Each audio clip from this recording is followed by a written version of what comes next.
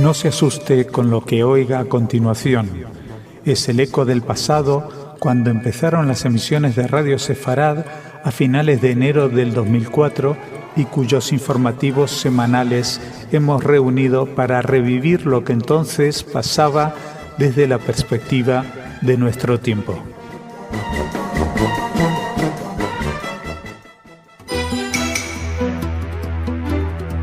Señoras, señores, bienvenidos a nuestro segmento informativo. Es un placer para mí poder compartir con ustedes este espacio y por supuesto contigo, Jordi. Gracias, Marcelo, también para mí es un placer. Irán anuncia que expande su programa nuclear y, acto seguido, se propone reanudar las conversaciones sobre el mismo. A las ofensivas contra Homs y Hama en Siria se suma ahora la de la ciudad de Deraa, al sur del país. 4 misiles han caído en el sur de Israel, una zona asediada por los terroristas que operan libremente en Gaza. Extremadura e Israel cooperan en el desarrollo de iniciativas empresariales relativas a la innovación, las energías renovables, la biomedicina y la agricultura. Una vez finalizada esta primera parte del informativo, Raquel nos traerá la agenda cultural, pero comenzamos con Jordi.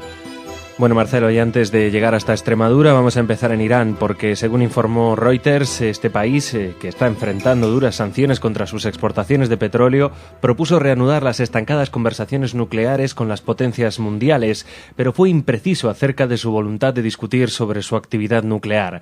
Lo hizo saber a través de una carta enviada a la jefa de política exterior de la Unión Europea, Catherine Ashton. Un día antes había anunciado avances en su trabajo nuclear y provocado un alza en los precios del petróleo con la sugerencia de que podría tomar represalias, en un intento aparente de mejorar su posición antes de regresar a las negociaciones. La breve carta del jefe negociador iraní, Saed Jalili, habló de nuevas iniciativas, pero no ofreció planes específicos. Hizo una referencia separada al tema nuclear de Irán, sin decir si el país estaba listo para negociar el asunto. ¿Cuál es el significado de esta propuesta? Pues bien, que el efecto de las sanciones es mayor del que pretende dar a entender, de que la división interna es cada vez más notoria. También puede ser la eterna utilización de la hudna, la tregua transitoria, es decir, negociar para ganar tiempo hasta alcanzar una posición ventajosa. Por otra parte, el anuncio de la expansión del programa nuclear podría entenderse como un anuncio hacia los propios ciudadanos como previo paso a proponer retomar las conversaciones. Seguimos con Siria. El ejército de Siria ha atacado la ciudad de Deraa, ubicada en el sur del país, para expulsar de allí a los combatientes del ejército libre sirio, según han informado a Reuters residentes y activistas, y así lo dio a conocer el diario La Vanguardia. El bombardeo del ejército ha comenzado al amanecer, después ha comenzado el intercambio de disparos, ha dicho Hussam Izzedine, miembro de la organización humanista Shwashia, que ha denunciado que los militares llevan preparándose para este asalto 2 semanas. En respuesta a la ofensiva de los militares, los rebeldes han disparado contra las barricadas levantadas por el ejército y contra los edificios que albergan a la policía y las milicias progubernamentales. En tanto, el secretario general de las Naciones Unidas, Ban Ki-moon, solicitó el fin inmediato de la violencia en Siria y denunció que hay indicios de que las fuerzas del régimen de Damasco están cometiendo crímenes contra la humanidad. El diplomático dijo: vemos barriadas bombardeadas de forma indiscriminada, hospitales utilizados como centro de tortura y menores, incluso de 10 años, encarcelados y sometidos a abusos. Vemos algunos tipos de crímenes contra la humanidad. Con este panorama de fondo, el ministro de Exteriores de Rusia, Sergei Lavrov, afirmó que las peticiones de cambio de régimen en Siria suponen un camino directo para incrementar el número de muertes. En este sentido, señaló que establecer condiciones previas de cara a unas posibles conversaciones entre el Ejecutivo y la oposición crearía una vía hacia la guerra civil total. Es el acto supremo del cinismo, reclamar para al-Assad lo que nunca ha concedido y prevenir sobre lo que ya está sucediendo. Tanto cinismo como el de los palestinos a la hora de rechazar las negociaciones de paz y jugar a las víctimas. Así es, 3 cohetes Qassam fueron disparados ayer desde el norte de la Franja de Gaza contra el Negev occidental. Uno de los proyectiles explotó en el Consejo Regional Costa de Ashkelon y los otros 2 en la zona de Sdot Negev. Previamente, un cohete había sido lanzado contra la zona del Consejo Regional Eshkol. No se registraron víctimas ni daños materiales. Los encargados de la seguridad de las comunidades del Negev expresaron que no fueron informados sobre ninguna alerta. Durante 2011, 653 misiles disparados desde Gaza cayeron en Israel, según The Israel Project. En lo que va del año, la cuenta se sitúa en 35 misiles. Y aún así, los palestinos hablan de intransigencia israelí. Y aún así, se les cree el papel de víctimas. Cuando no es Hamás, es la yihad. Cuando no son estos últimos, son los salafistas. La cuestión es que siempre hay un grupo instrumental ejerciendo la violencia. ¿Cómo habría de ser de otra manera? Sí, como indica Bruce Trotton en un artículo de Front Page Magazine, ya en 1970 el terrorista Yasser Arafat declaraba que la paz, para ellos, no significa otra cosa que la destrucción de Israel. Y para contrarrestar tantas ansias de destrucción, hoy vamos a despedir la semana con una muy buena noticia que hemos recogido del diario ABC. Así es, Extremadura e Israel cooperan en el desarrollo de iniciativas empresariales relativas a la innovación, las energías renovables, la biomedicina y la agricultura, ya que la Junta y la Embajada del Estado judío en España trabajan para crear espacios de encuentro con el fin de lograr productos conjuntos que se vendan a terceros. Así lo ha indicado el embajador de Israel en España, Alon Bar, tras mantener una entrevista en Mérida con el presidente extremeño, José Antonio Monago, en la que se han tratado cuestiones de interés para ambas partes y en las que también ha estado presente la vicepresidenta, portavoz y consejera de Empleo, Empresa e Innovación, Cristina Teniente. Según Bar, se ha tratado de ver cómo se pueden apoyar los vínculos entre los sectores empresariales de Extremadura e Israel en las áreas mencionadas. El diplomático ha asegurado que su país puede contribuir mucho a la economía extremeña y que ambas partes son socios bastante naturales. En este sentido, Alon Bar comentó que ha visitado el Centro de Cirugía de Mínima Invasión Jesús Usón de Cáceres, con el que ya colaboran empresas israelíes. Sin duda alguna, esta colaboración a nivel técnico y empresarial también repercutirá en colaboraciones más extensas a nivel social que beneficiarán a ambos países. Mientras unos se dedican a destruir, otros se comprometen con la construcción del presente y el futuro.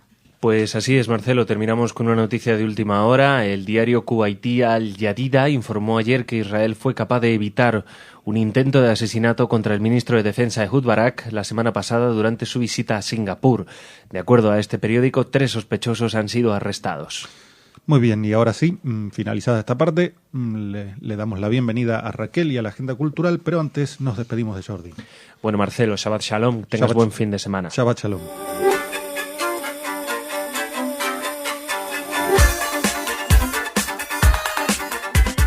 Y con nosotros la voz y la esencia de la cultura. Hola Marcelo, hoy vengo muy contenta, bueno, siempre, porque nos dirigimos a gente maravillosa como nuestros oyentes, porque comparto este plato contigo y con Jordi. Bueno, estudio, sí. Y porque la noticia de hoy es espectacular, porque se ha encontrado en un museo holandés la primera traducción al castellano de Elogio de la locura de Erasmo de Rotterdam. Es un hallazgo maravilloso. Lo han realizado investigadores de la Universidad de Basilea, un investigador creo que es holandés y el otro es español. Sí, es holandés, Harm den Boer, y el español Jorge Ledo. Elogio de la locura, les recordamos, es de 1509 y curiosamente es uno de los títulos incluidos en la lista de títulos prohibidos por la Inquisición española en 1559. El hallazgo, esta traducción, data del siglo XVII. Lo han podido saber, bueno, por diferentes análisis, entre otras cosas por el tipo de letra que se utilizó en este pergamino de 19 por 15 centímetros. Era un manuscrito que estaba nombrado en el catálogo de la biblioteca donde se ha encontrado, que es la Biblioteca del Museo Histórico Judío de Ámsterdam. Estaba catalogado, como les decimos, pero hasta ahora no se había llegado a la conclusión de que era la primera traducción al castellano de esta obra de Erasmo de Rotterdam. Un pensador, bueno, pues de los más fundamentales del Renacimiento. No se sabe cómo ha llegado este manuscrito a la biblioteca del museo, pero bueno, esperamos que muy pronto nos puedan dar más detalles desde la Universidad de Basilea, en Suiza, o desde el propio Museo Histórico Judío de Ámsterdam. Bueno, pero ya pensando que es en Ámsterdam, judíos que se pueden haber ido, está en castellano. Un hilo muy interesante. Un hilo interesante para seguir. Bueno, ahora te propongo un paseo y no se van a perder, no van a necesitar que nadie les lleve con un hilo. porque van a tener un guía estupendo, los que decidan lanzar una mirada judía al CAL de Barcelona. Será el domingo 19 de febrero a las 10 de la mañana y bueno, de la mano de Dominique Tomasot Blinder se podrá hacer un recorrido por este barrio judío de Barcelona, conociendo aspectos y tradiciones milenarias aún vivas. Es una propuesta preciosa que les animamos a hacer y si quieren más información pueden escribir a info@urbancultures.com y las plazas son limitadas. Muy bien. Si prefieren hacer este recorrido por Madrid, bueno, pues Ivrit en Madrid y Destino Sefarad nos invitan a participar en un recorrido por la vida judía actual y por el pasado, por el entramado del antiguo barrio judío de Madrid. También se disfrutará de un típico menú sefardí, o sea que es una oferta muy completa. Incluye una visita al Museo de la Comunidad Judía de Madrid. También hay un aperitivo, porque esto empieza a las 9 de la mañana y termina a las 4:30 de la tarde. Así que es una buena propuesta para el día, sí, para el domingo 26 de febrero. Tienen que reservar ya su plaza porque son limitadas y creo que pueden hacerlo hasta el día 20, hasta este próximo lunes. Así que les animamos a hacerlo porque este tour por el Madrid judío es también realmente interesante. Por ejemplo, se recorrerá Lavapiés, la calle Canizares, la Plaza de la Cruz Verde. Bueno, todos los puntos más interesantes, esos puntos secretos del antiguo Madrid judío. Pues a caminar con pasos de diáspora, ¿no? De regreso a Sefarad para algunos de los guías, porque una de las guías es nuestra compañera y amiga Alejandra Abulafia. Y bueno, siempre nos han contado que se forman grupos muy interesantes, la gente se lo pasa muy bien y se aprende muchísimo sobre este pasado judío.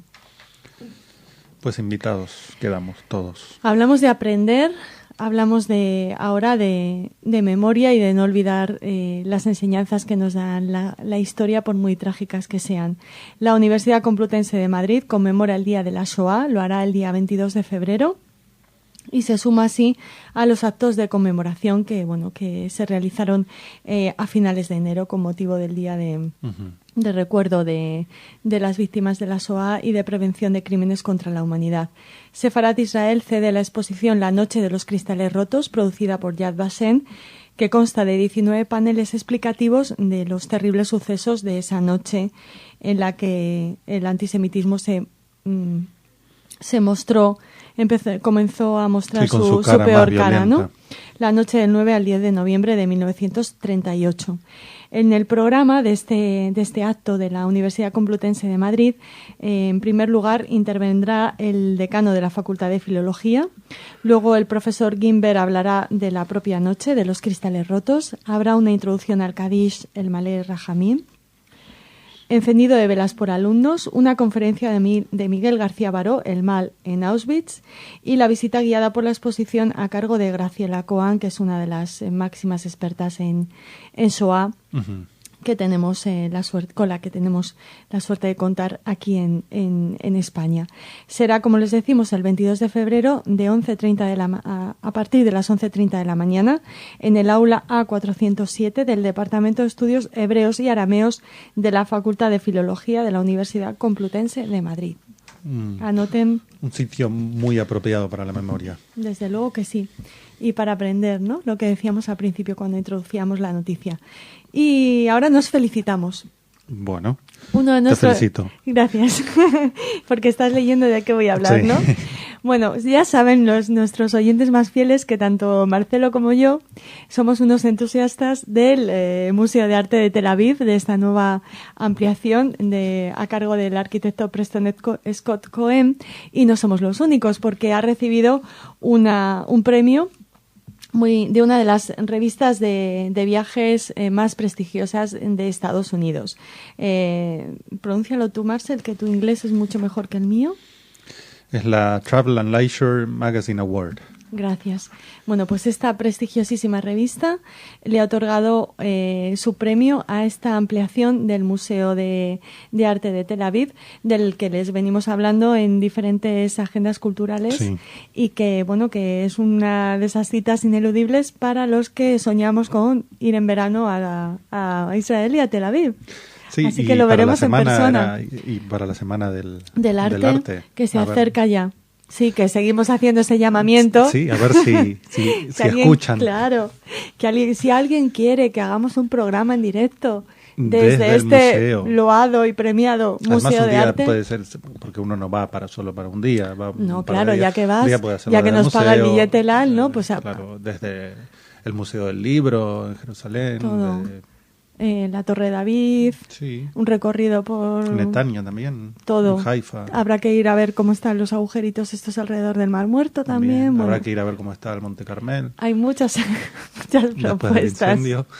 Hay muchas propuestas. Bueno, antes de despedirnos y desearles Shabbat Shalom, queremos recordarles a todos aquellos que no reciben nuestro boletín que por favor se suscriban para recibirlo. Ya saben que pueden hacerlo en nuestra página web. Hay una opción para recibir nuestro boletín. Tiene un nuevo formato que parece que a nuestros oyentes les está gustando mucho, en el que se reflejan todos los programas de la semana. Y desde aquí les animamos a los que aún no lo reciben a hacerlo, porque así van a poder elegir en esta radio on demand los programas que más les interesen. Muy bien, pues entonces, Shabbat Shalom. Shabbat Shalom.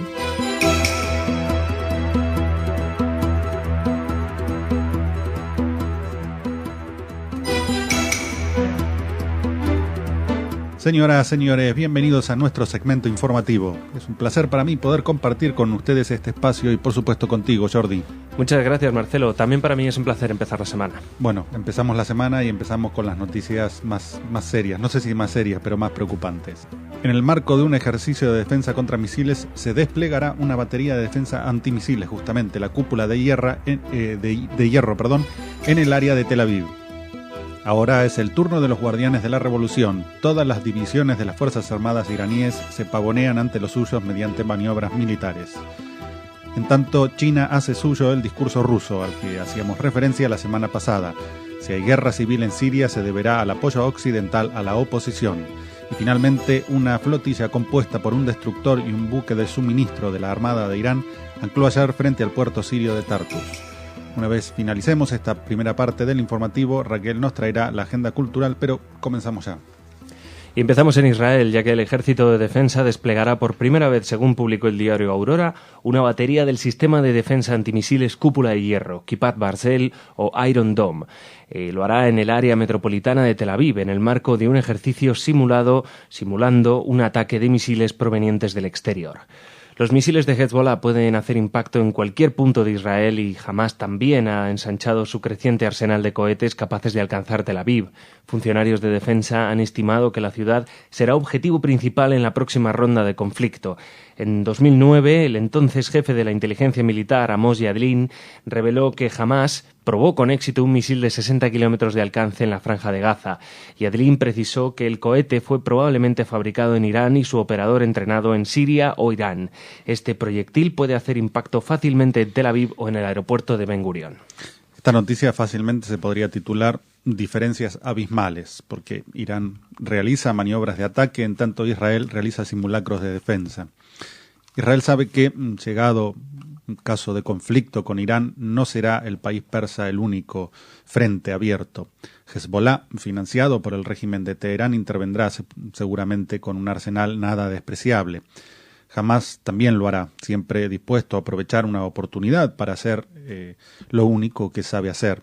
A su vez, esta organización terrorista, si finalmente llega a un acuerdo de financiación con Irán, que había cortado los fondos debido a la negativa de Meshal a apoyar al régimen sirio, tendrá también como Hezbollah que retribuir con misiles los dólares que inyecte Irán a la organización terrorista de Gaza.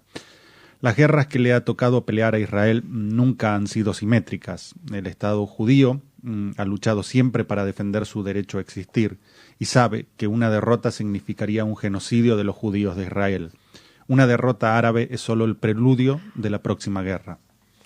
Y seguimos hablando de Irán. Según la agencia EFE, las fuerzas de tierra del Cuerpo de Guardianes de la Revolución de Irán inició ayer nuevas maniobras en la provincia central de Yazd, como anunciaba el jefe de estas unidades, el general Mohammad Pakpur.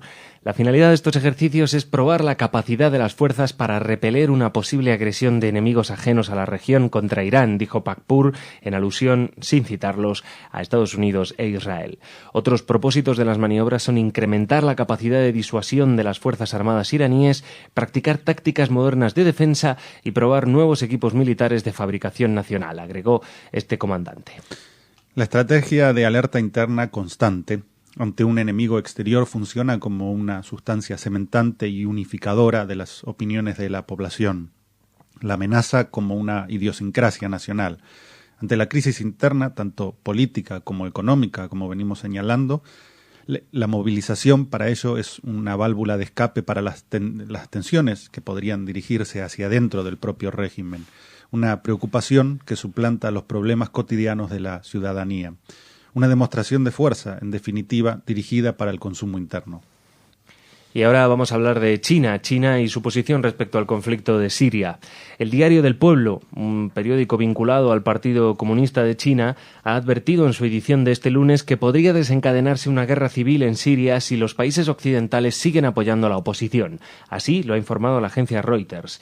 En la misma línea apunta que en el caso de que estallara una guerra civil entre partidarios y detractores del gobierno de Bashar al-Assad, no habría forma de evitar una intervención armada extranjera, aunque no aclara por parte de qué países ni en qué sentido. El rotativo considera que el punto de partida de esta ola de violencia podría ser la aprobación en el Consejo de Seguridad de Naciones Unidas del borrador propuesto por los países árabes en apoyo al plan de transición para Siria de la Liga Árabe, que contempla la dimisión de Bashar al-Assad. Otra vez el punto de partida de una ola de violencia cuando esta ya ha comenzado, en realidad. Da la impresión de que China y Rusia se han puesto de acuerdo en su retórica en lo referente a Siria. Ambos países han dado un codazo al tintero, emborronado los hechos y vuelto a escribirlos a su antojo. Según la manipulación fáctica de ambos países, la violencia parece reciente, como si los meses anteriores de represión, sin una oposición en el horizonte, no hubiese existido, como si los tanques en las calles no fuesen de Al-Assad únicamente. Interpretar los sucesos ha pasado a ser, lisa y llanamente, inventarlos al antojo de quien los expone. Y vamos a terminar, Marcelo, de nuevo hablando de Irán. Una flotilla compuesta por un destructor y un buque de suministro de la Armada de Irán ancló ayer, según la agencia EFE, frente al puerto sirio de Tartus, tras haber entrado en el Mediterráneo a través del canal de Suez.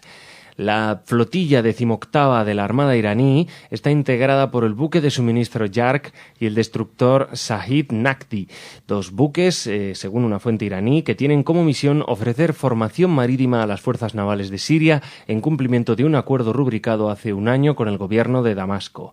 El puerto de Tartus, el segundo más importante de Siria después de Latakia, está situado a 150 kilómetros al noroeste de Damasco y a 30 kilómetros al norte de la frontera con el Líbano.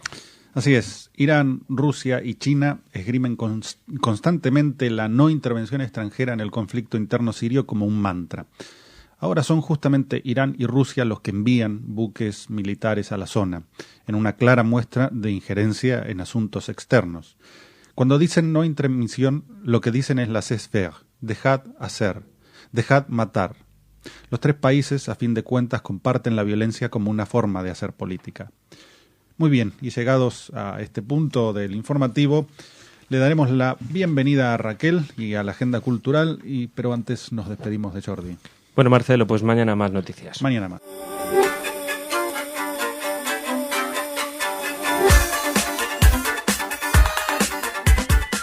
No los hago esperar más. Kol Atarbut con ustedes.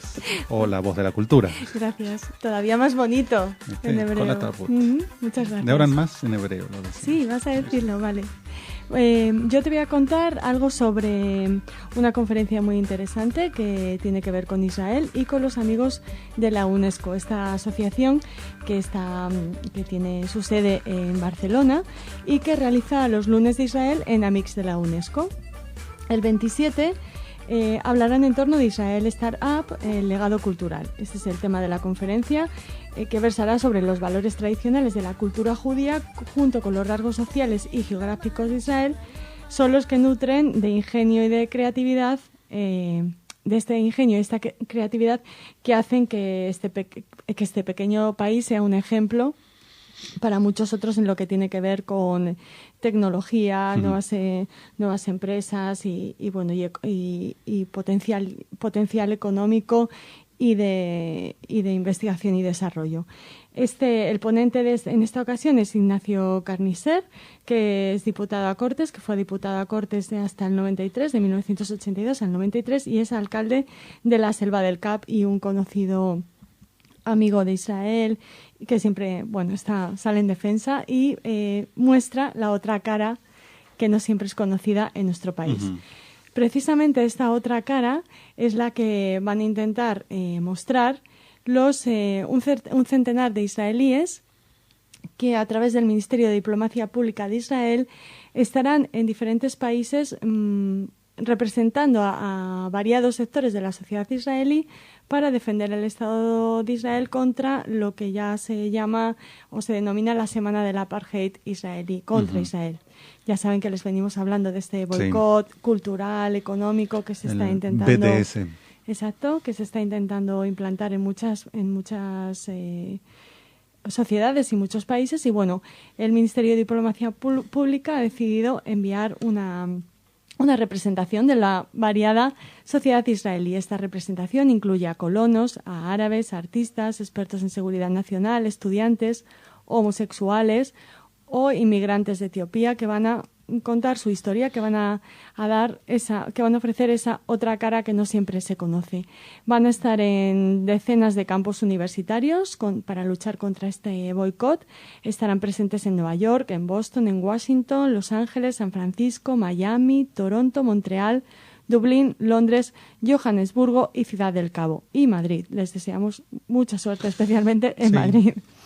Y además, qué forma, ¿no?, de llevar la voz de un país a través de sus ciudadanos y de la pluralidad de sus ciudadanos. Y además hacerlo delante de estudiantes universitarios, ¿no? Que son, los que todavía pueden, no son tan impermeables quizá, o los que en ocasiones por aquello de ser joven, idealista y tal, pues te acercas un poco a veces al maniqueísmo blanco y negro, buenos y malos, si no estás bien informado, ¿no? Sí, es más cómodo, ¿no? Sí. Entonces, eso, lo que les decíamos. Les deseamos muchísima suerte y nos quedamos con una frase del ministro de Diplomacia Pública y Relaciones con la Diáspora de Israel, Yuli Edelstein, que ha dicho: la mayoría de los que odian a Israel tienen la misma enfermedad, la ignorancia. Así que totalmente de acuerdo. Esperamos que esto sirva para acabar con ese boicot tan absurdo.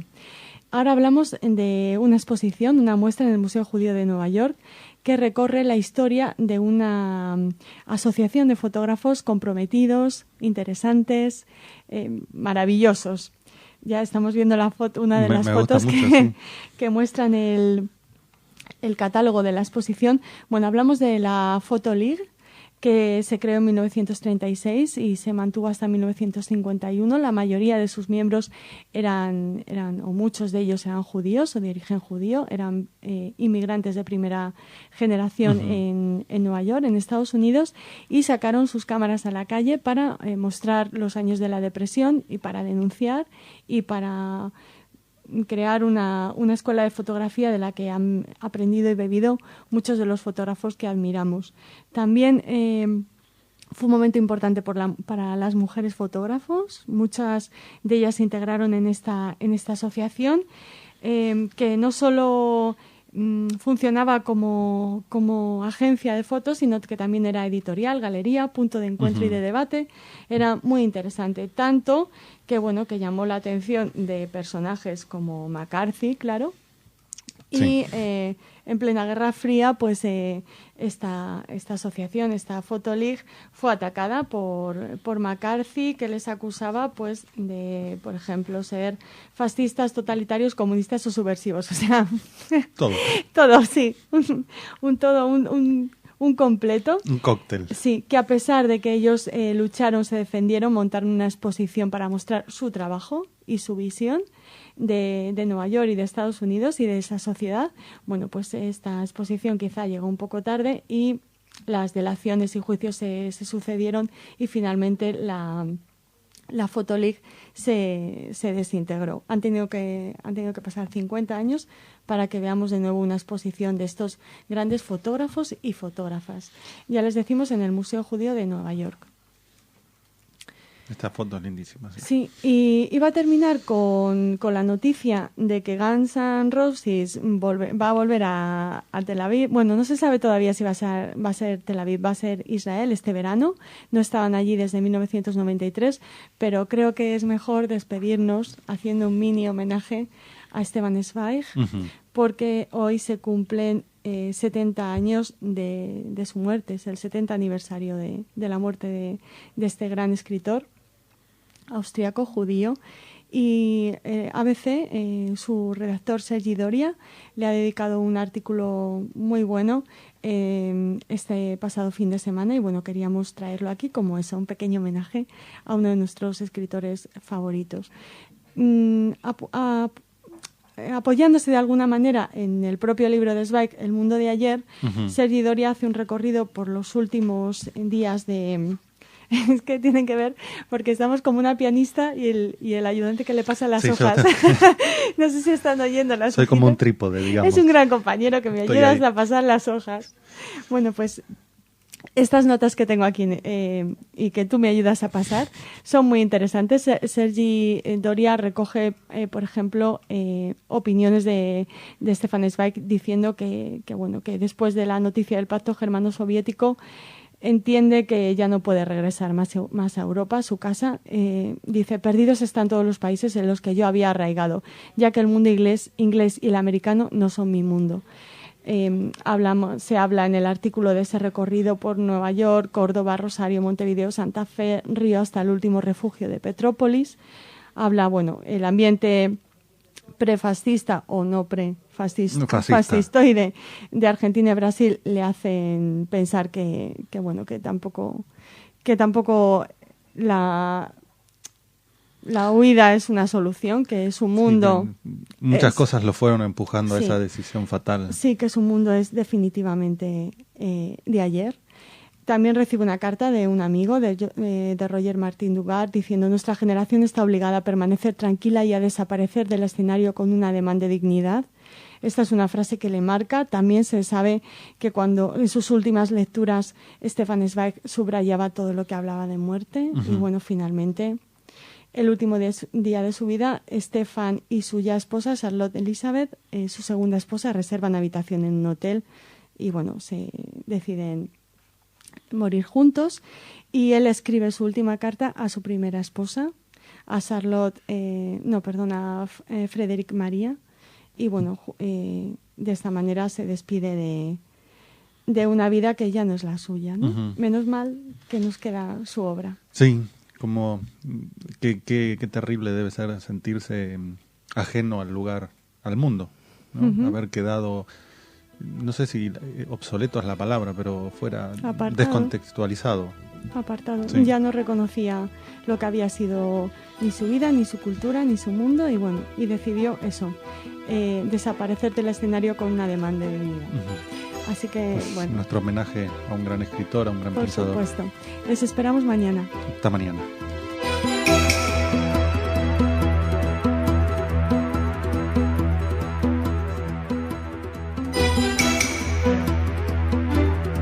Señoras, señores, bienvenidos a nuestro segmento informativo. Es un placer para mí poder compartir con ustedes este espacio y, por supuesto, contigo, Jordi. Gracias, Marcelo. También para mí lo es. Pues ahora, a mitad de camino, Irán cambia la retórica, o mejor dicho, se sincera. Emprender acciones preventivas es un eufemismo de atacar cuando lo deseen. Las fuerzas de defensa de Israel detectaron y desactivaron un potente dispositivo explosivo colocado en la valla fronteriza entre Israel y Egipto. En tanto, en Damasco, las Fuerzas Armadas dispararon contra manifestantes desarmados. Finalmente, en Tel Aviv, el ayuntamiento está buscando el permiso del gobierno israelí para incorporar el uso de autobuses durante el Shabbat.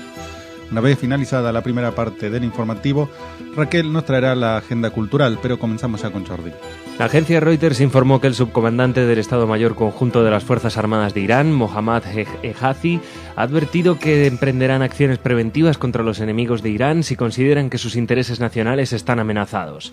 Ahora nuestra estrategia es que si creemos que nuestros enemigos quieren poner en peligro los intereses nacionales de Irán y deciden hacerlo, actuaremos sin esperar a que ellos actúen, ha declarado Ejazi a la agencia de noticias iraní Fars.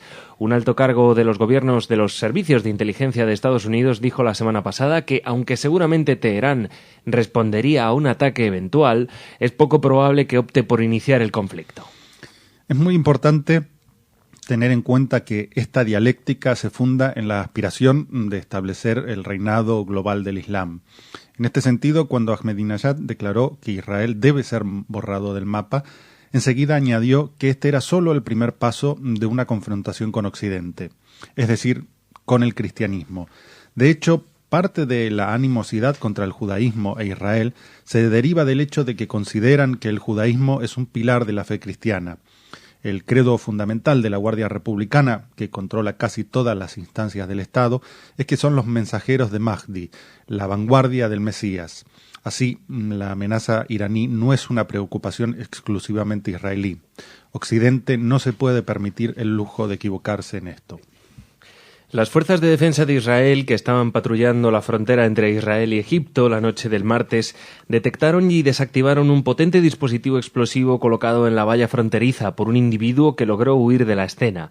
Así lo informó la agencia judía de noticias. El ejército israelí agregó que si bien la ruta en cuestión es conocida por el tráfico de drogas, fue la primera vez que se generaron actividades terroristas. Este evento es otro recordatorio de que las rutas de contrabando cerca de la frontera son utilizadas por organizaciones terroristas para planear ataques contra los ciudadanos de Israel y los soldados de las fuerzas de defensa israelí, dijo este comunicado militar. En consecuencia, el ejército aumentó su vigilancia cerca de la frontera debido a la amenaza inminente. Las nuevas medidas de vigilancia desplegadas en la zona incluyen algunos de los sistemas más avanzados del ejército israelí, tanto en tierra como en aire. Lo más irónico de todo es que siempre hay una legión de críticos furibundos y deslegitimadores esperando para atacar las reacciones israelíes. Unas críticas desmesuradas que no tienen en cuenta ni contextos, ni circunstancias, ni quiénes son los que agreden al Estado soberano y democrático de Israel.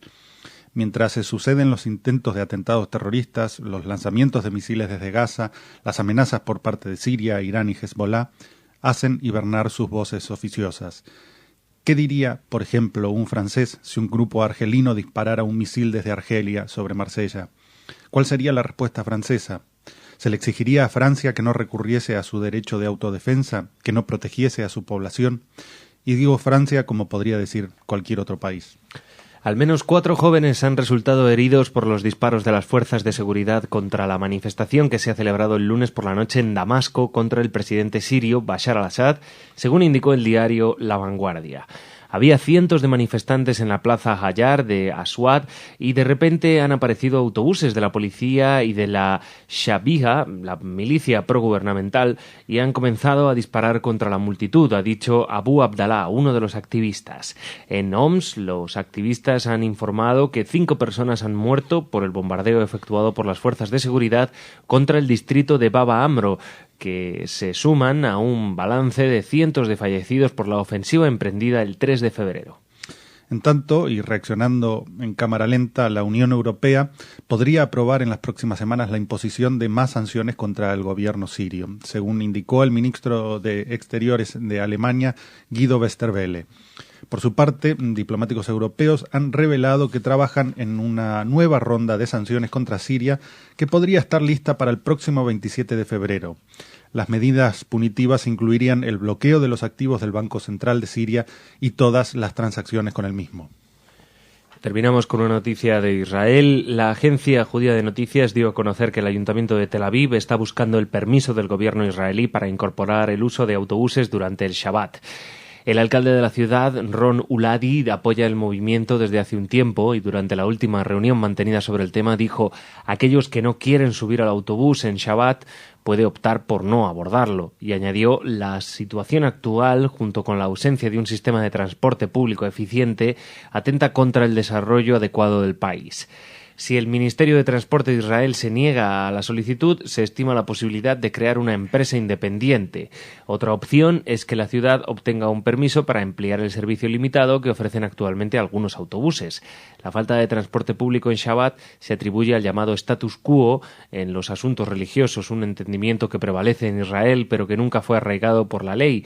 En particular, algunas zonas de Israel cuentan con excepciones en el status quo, por ejemplo Haifa, donde los autobuses circulan en Shabbat de forma limitada. En respuesta a la noticia, el miembro de la Knesset, Moshe Gafni, expresó que esta es una decisión irresponsable y populista. No vamos a permitir este daño deliberado y dañino para el status quo y la santidad del Shabbat.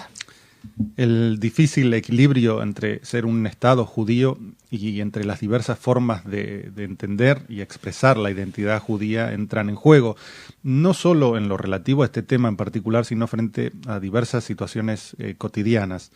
Es extremadamente complejo abordar este tema, primero desde la lejanía y luego desde el desconocimiento del sistema de prioridades y consensos, no siempre explícitos, que se plantea en toda sociedad. Sin duda alguna, un tema donde no valen las improvisaciones ni las opiniones apresuradas o legas. Lo que sí es importante es la buena convivencia entre los israelíes. Muy bien, y llegados a esta parte del informativo, vamos a darle la bienvenida a Raquel y su agenda cultural, pero antes nos despedimos de Jordi. Hasta mañana, Marcelo. Hasta mañana.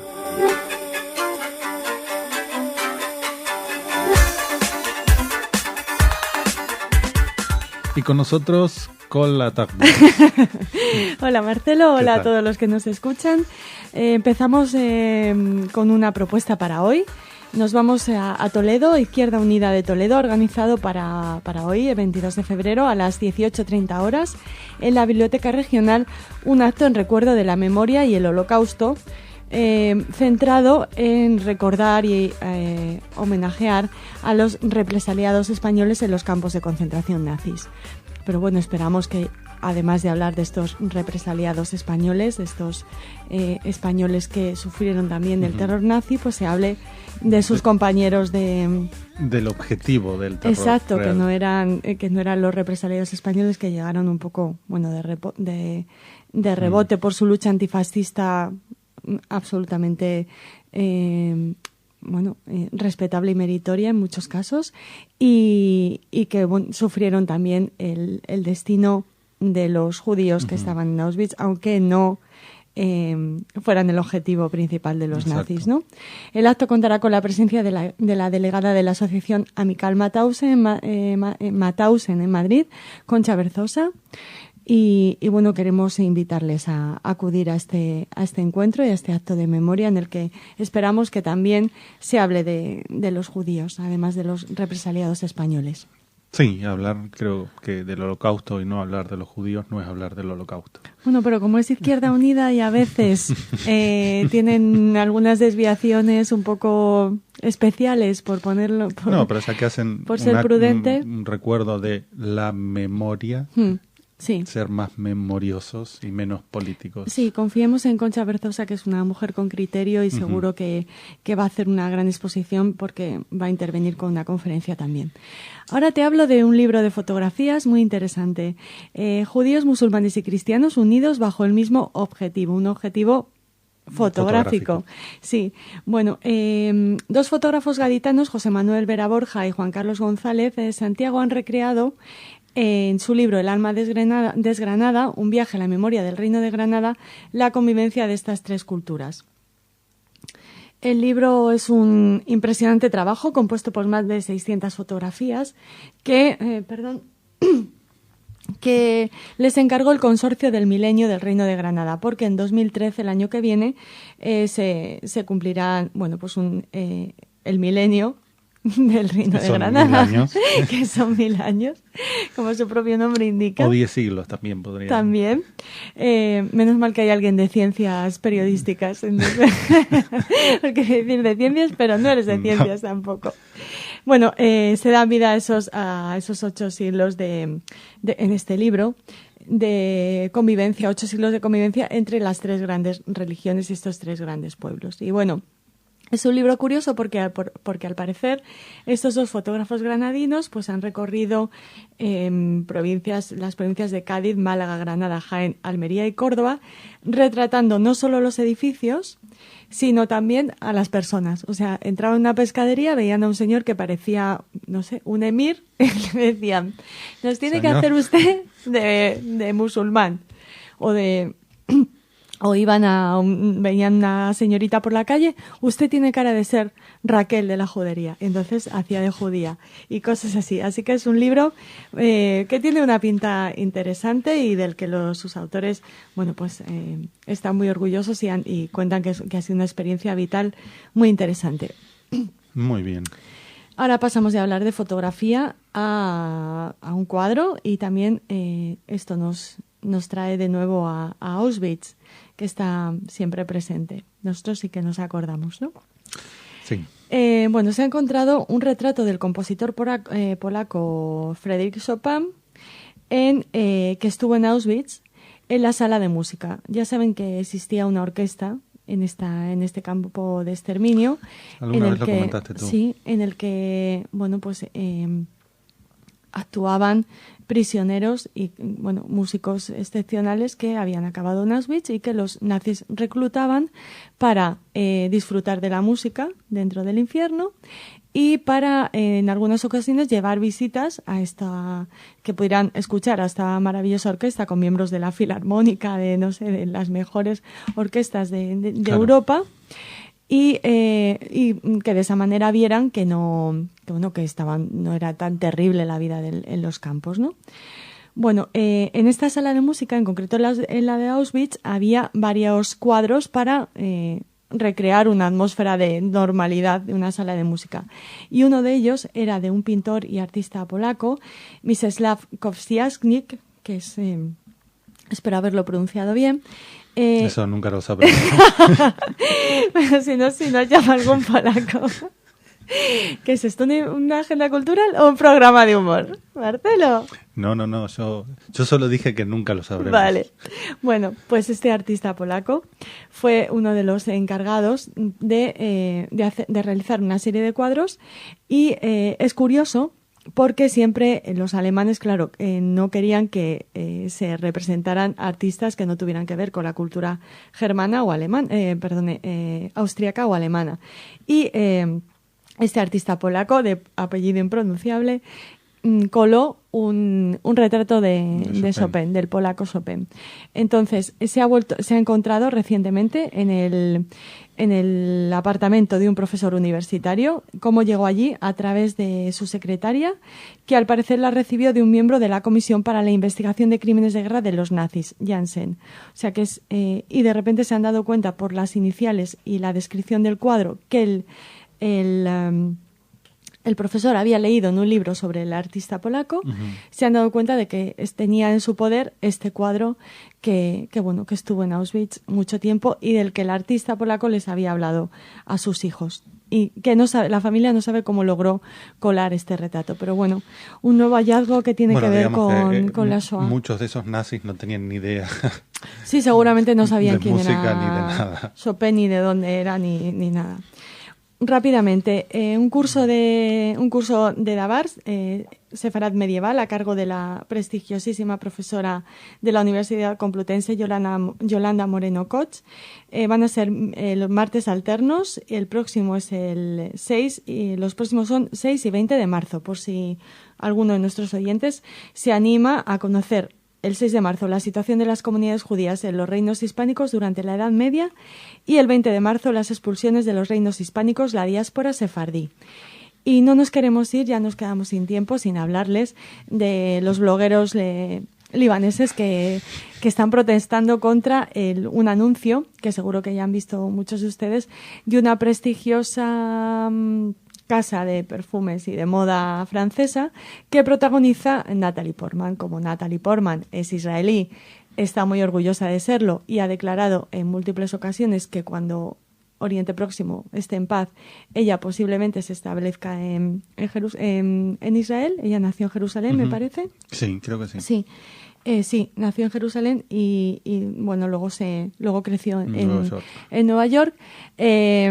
Bueno, pues están protestando porque precisamente alguien que se significa como israelí, que defiende el Estado de Israel y que, bueno, que no lo niega y que todo lo contrario, pues a ellos les ha parecido muy mal y protestan. Muy bien. Así Antisemitismo, digamos. Pues un poco. Y huele muy mal, ¿no? Sí, necesitarían un poco de perfume. Sí, bueno, hasta mañana. Hasta mañana.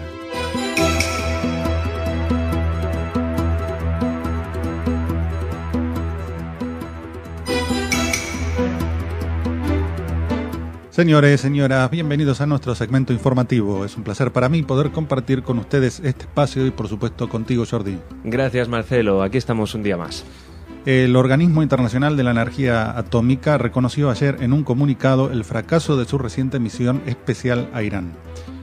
Por otra parte, cada vez está más claro que el grupo terrorista Hezbollah actúa como un grupo de operaciones para Irán. La Corte Suprema de Justicia de Israel prohibió al gobierno y al Parlamento que renueven la ley que exime a los jóvenes ultraortodoxos del servicio militar. Finalmente, 2 periodistas occidentales desplazados para cubrir las matanzas y la represión del régimen del presidente sirio Bashar al-Assad en la ciudad siria de Homs han muerto. Muy bien, una vez finalizada esta primera parte del informativo, Raquel nos traerá la agenda cultural, pero comenzamos ya con Jordi. Bueno, Marcelo, empezamos con la noticia que acabas de anunciar, una noticia recogida de la agencia EFE. El Organismo Internacional de la Energía Atómica reconoció en un comunicado el fracaso de su reciente misión especial a Irán, donde no pudo avanzar en los puntos pendientes de la investigación sobre el controvertido programa nuclear iraní. Tras 2 días de negociaciones en Teherán, los inspectores de este organismo internacional no recibieron el permiso de visitar la polémica instalación militar de Parchin, ni pudieron esclarecer las posibles dimensiones militares del programa atómico de la República Islámica. En tanto, el portavoz de la OIA, Gil Tudor, indicó que por ahora no hay acuerdo sobre más conversaciones.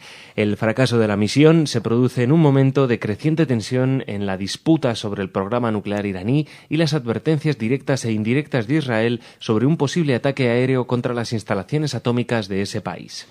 Rafael Bardají, director del Grupo de Estudios Estratégicos, indicó que, aunque las sanciones estén haciendo mella en el régimen iraní, es altamente dudoso que a estas alturas, a pocos meses de contar con la capacidad de empezar a construir su primera bomba, los ayatolás se planteen seriamente otra cosa que no sea ganar tiempo.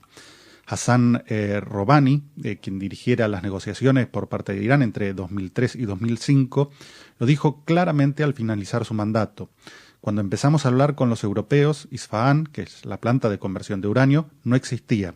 Cuando me marché estaba convirtiendo ya 37 toneladas de hexafluoruro de uranio para su enriquecimiento. Por su parte, Michael Adler, investigador del Wilson Center de Washington, advierte de que su falta de cooperación, la falta de cooperación de Irán, contradice la versión de este país de que no tiene nada que ocultar y de que quiere cooperar con el Organismo Internacional de Energía Atómica, sobre todo porque fue Teherán quien invitó a la OIEA. Y ahora nos vamos a un pequeño país. La policía de Azerbaiyán, según indica el diario Aurora, detuvo a un número no especificado de personas vinculadas con Irán y con el grupo terrorista chií libanés Hezbollah, sospechosos de planificar ataques contra extranjeros en ese país, según afirmó la televisión local. El informe del Ministerio de Seguridad Nacional indica que los sospechosos recolectaron inteligencia sobre los objetivos y compraron explosibles, rifles y municiones. El mes pasado, Azerbaiyán desbarató un complot para asesinar al embajador de Israel y atentar contra un objetivo judío en Bakú. En este caso, 3 ciudadanos azeríes fueron arrestados bajo la sospecha de que estaban complotados para asesinar a un rabino y matar a un rabino y a un maestro de la escuela del movimiento jasídico judío Chabad Ob Abner en la capital de Azerbaiyán, Bakú. La presencia de Hezbollah en el Líbano es un baluarte que le ha dado a Irán influencia cultural y política. que se reflejaron en el aumento de su influencia regional, que le permitió a su vez manejar y utilizar el terrorismo contra Israel sin vincularse directamente. Además, y aún más importante, le ofreció a Irán una opción militar, tanto para atacar a Israel como para desestabilizar la región durante una crisis, como por ejemplo la actual. Guiados por los iraníes durante su primer año, Hezbollah desarrolló por primera vez un modo de acción que se convirtió en su seña de identidad, los atentados suicidas. Los primeros ataques suicidas con bombas fueron dirigidos contra objetivos occidentales y más tarde contra objetivos israelíes en el Líbano y contra objetivos judíos e israelíes en el extranjero, como en los casos de la Embajada de Israel y la AMIA en Buenos Aires, en Argentina. Es decir, Hezbollah vendría a ser así un grupo paramilitar que opera a nivel mundial según una estrategia dictada en Teherán. De hecho, los iraníes que lideran y dirigen el apoyo al grupo terrorista libanés pertenecen a una unidad de élite de los Guardianes de la Revolución, conocido como la Fuerza de Jerusalén. Y ahora vamos con una noticia local de Israel, porque la Corte Suprema de Justicia prohibió al Gobierno y al Parlamento que renueven una ley que exime a los jóvenes ultraortodoxos del servicio militar al considerar que es inconstitucional y discriminatoria. Una noticia que hemos recogido del diario Aurora. El Gobierno y el Parlamento habían comenzado el proceso, pero la oposición de algunos diputados y grupos sociales de acción lo llevó a debate del tribunal. La ley viola el derecho a la igualdad, manifestó la presidenta de dicho tribunal, Dorit Beinish. La llamada Ley Tal, aprobada hace 10 años tras un acuerdo que regulaba la histórica exención del servicio militar de la que disfrutan estos jóvenes desde 1948, desde la fundación de Israel, vence el próximo mes de agosto y su renovación requiere 6 meses de anticipación. La Ley Tal, regulada por primera vez, que los seminaristas rabínicos que estuvieran estudiando en jornada completa quedaran exentos del servicio militar, una norma que ya existía desde 1948 y que, también establecía la posibilidad para que estos estudiantes, una vez casados, pudieran trabajar sin exponerse a ser reclutados y quedar condenados a la pobreza, y el que muchos de ellos que no quisieran seguir en el seminario pudieran incorporarse a filas militares en condiciones aceptables para su estricta forma de vida. La presidenta de la Corte también criticó a los gobiernos de la última década por el dudoso logro de que tan solo 888 estudiantes se alistaran en el ejército de un total de 61.000 jóvenes. 9 años después, los números demuestran el fracaso de la ley, refiere el fallo judicial sin dejar lugar a apelaciones. El ministro de Defensa, Ehud Barak, ex jefe del ejército, confirmó que después del veredicto, desde su punto de vista, la ley expirará a partir de agosto. El primer ministro, Benjamin Netanyahu, con la vista puesta en las próximas elecciones y que además tiene en su coalición de gobierno a 2 partidos ultraortodoxos de los que depende para gobernar, expresó también su deseo de un mejor reparto en el peso, según dijo, de las obligaciones ciudadanas, y en un comunicado agregó que los hará a través de una nueva ley en los próximos meses. 2 periodistas occidentales desplazados para cubrir las matanzas y la represión del régimen del presidente sirio Bashar al-Assad en la ciudad siria de Homs resultaron muertos a raíz de un bombardeo llevado a cabo por las tropas oficiales sirias del edificio donde se encontraban. Es una noticia de la que ha informado la televisión francesa France 24, de fuentes de milicianos que luchan contra el ejército regular y recogidos por lavanguardia.com. Según ha confirmado Sami Ibrahim, periodista colaborador en Homs para la cadena de televisión británica BBC, los 2 periodistas fallecidos son la periodista estadounidense Mary Colvin, que trabajaba para el diario británico The Sunday Times, y el fotógrafo de prensa francés Rémi Ochlik, que trabajaba para la revista Paris Match. Ambos habrían sido alcanzados por un obús o un disparo de mortero que ha impactado en el edificio donde se habrían refugiado de los bombardeos del ejército sirio en dicha ciudad. Y aún así, mañana no habrá manifestaciones indignadas a través de toda Europa. No se crearán asociaciones ni ONGs ad hoc. No habrá nada de esto, ni siquiera un rechazo internacional masivo. Las repulsas se guardan para un único país. No habrá ni ayudas humanitarias prestas a montarse en una lancha o en un avión o en lo que sea. No habrá consignas ni llamamientos a boicot alguno. Ninguna voz pronunciará la palabra genocidio. No habrá nada de todo esto. Habrá más silencio cómplice y más hipocresía que alimentan el doble rasero de los pseudo-progresistas. Y digo pseudo porque el progresismo debería implicar un avance y no un retroceso o un estancamiento en el tiempo y en la razón, como propone la izquierda, siempre tan dada a dejarse ser utilizada por los grupos más radicales y retrógrados. Muy bien, llegados a esta parte, vamos a darle la bienvenida a Raquel, que trae la agenda cultural, pero antes nos despedimos de Jordi. Bueno, Marcelo, pues hasta mañana. Hasta mañana.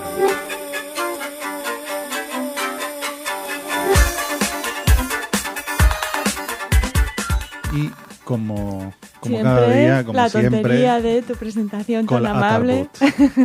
Hola Marcelo, hola a los que nos escuchan. Vamos a empezar haciendo un anuncio del seminario anual de la CEMI, que es el Consejo Español de Mujeres Israelitas, que se reúnen cada semana y que cada año también organizan un seminario. En este caso lo hacen bajo el título La familia, nuevos retos. Y participarán Alicia Kaufman, que es catedrática de Sociología en la Universidad de Alcalá de Henares, Raúl Nejamá, que es psiquiatra, e Irene López Azor, que es psicóloga y que le sonará a nuestros oyentes porque fue la presentadora del programa de televisión Salón. También Alicia Kaufman ha colaborado en muchas ocasiones con nuestro programa. Al doctor Raúl Nejamá no le tenemos que presentar, y tampoco a Eva Levy, que es la especialista en temas de género que modera esta mesa de este seminario anual que tendrá lugar el 28 de febrero de este año. Si quieren participar en él, pónganse en contacto con la Comunidad Judía de Madrid. Muy bien. Para anotarse. Una muy buena noticia que nos traslada a California, a la dorada California, y supongo que un poco más cálida que en estos momentos que nos hemos tenido que abrigar un poco para entrar en el estudio. Bueno, en California, en la Universidad de California, en la UCLA, promueven el aprendizaje del judío español. ¿Qué te parece? Muy bien. Hay un grupo de estudiantes que el año pasado ya formaron un grupo de estudio, se reúnen regularmente como 10 personas, algunos son judíos, otros no, y jugando un poco con el nombre de la universidad, UCLA, y el de la lengua sefardí, el grupo se llama UCLAdino. Entonces, bueno, pues quieren dar a conocer el lenguaje y la cultura ladinos, y en el pasado 21 de febrero desarrollaron en el campus universitario de esta universidad el primer simposio de ladino, perspectivas culturales, lingüísticas y literarias, que ha tenido muchísimo éxito y que forma parte del programa de estudios comparativos de judeo español de la universidad. Luego, también en California, en Los Ángeles, hay una sinagoga en Israel, en Hollywood, donde también se promueve el aprendizaje de la cultura y lenguaje ladinos, y donde el próximo 19 de marzo tendrá lugar la conferencia Sobrevivientes sefardíes del Holocausto. Van a invitar a sobrevivientes, a personas que sobrevivieron al Holocausto y que su lengua materna era el ladino. Pues, así que es muy, muy interesante que se recojan estos testimonios en Estados Unidos, en California. Del Mediterráneo al Pacífico. Claro, casi siempre son personas askenazíes o yidis parlantes las que dan testimonio, y en este caso lo van a hacer sobrevivientes sefardíes. Y no solo eso, sino pues ese interés por el judío español, por el ladino, en una universidad tan prestigiosa como la de California. Seguimos hablando de memoria y de cultura sefardí y judía.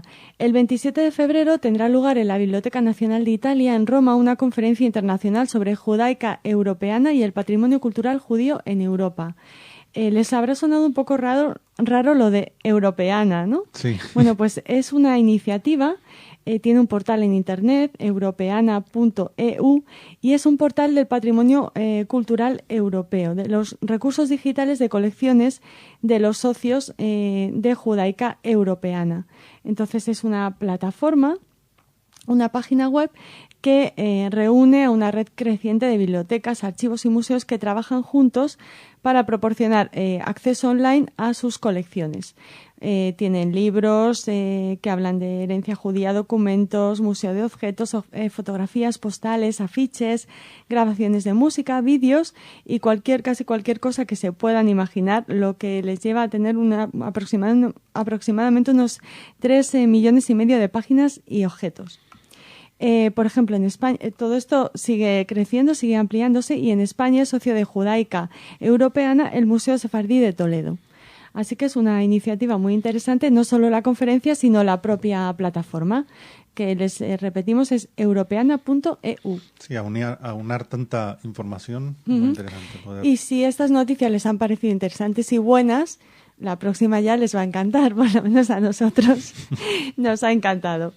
Resulta que Sheikh Aitan Al-Haddad es un saudí, nació en Arabia Saudí, pero vive en Londres y pertenece al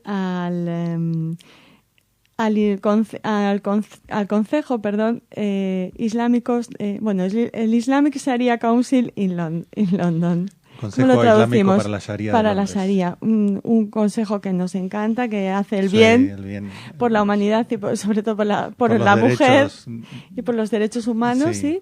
Y civiles y también. La libre expresión. Sí, entonces este señor Al-Haddad pertenece a este consejo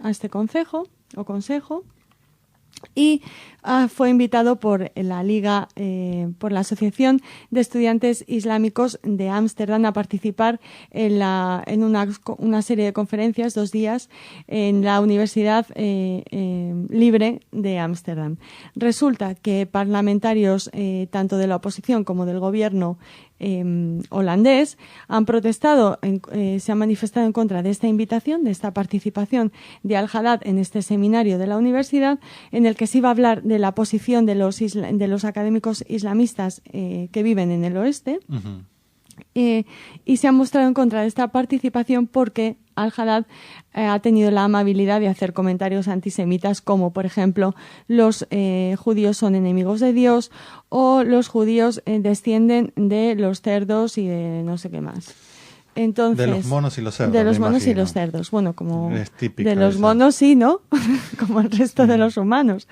Pero bueno, el caso es que estos comentarios antisemitas han provocado la protesta de estos parlamentarios y junto con una denuncia por parte del Centro de Información y Documentación de Israel, estas 2 protestas han hecho que la Universidad Libre de Ámsterdam cancele la participación de este personaje, de lo cual nos felicitamos muchísimo. Solo a comentar, claro, que Al-Haddad ha dicho que su no participación pues se debe, claro, a una campaña por parte del lobby británico, el lobby sionista británico. Así que nada, que muchas felicidades al lobby sionista británico y a los parlamentarios holandeses del lobby holandés. Claro. ¿No? Por una vez ponerle los pies a esta gente que si pudieran ver la foto, por favor, búsquenla en internet, pues no tenemos palabras para European describir. Jewish Congress. Sí. La foto da mucho miedo. Entre miedo y gracia, porque sí, si miras bien la cara... Es un poco caricaturesco, pero bueno, que no va a ir a la Universidad Libre de Además, ¿no? De ¿Qué lugar, Ámsterdam? ¿no? Para que vaya a la Universidad Libre alguien que no quiere ni universidades ni libertades. Prestarle esos foros para... Absolutamente desfilar. de acuerdo con tu comentario. Hasta mañana. Hasta mañana.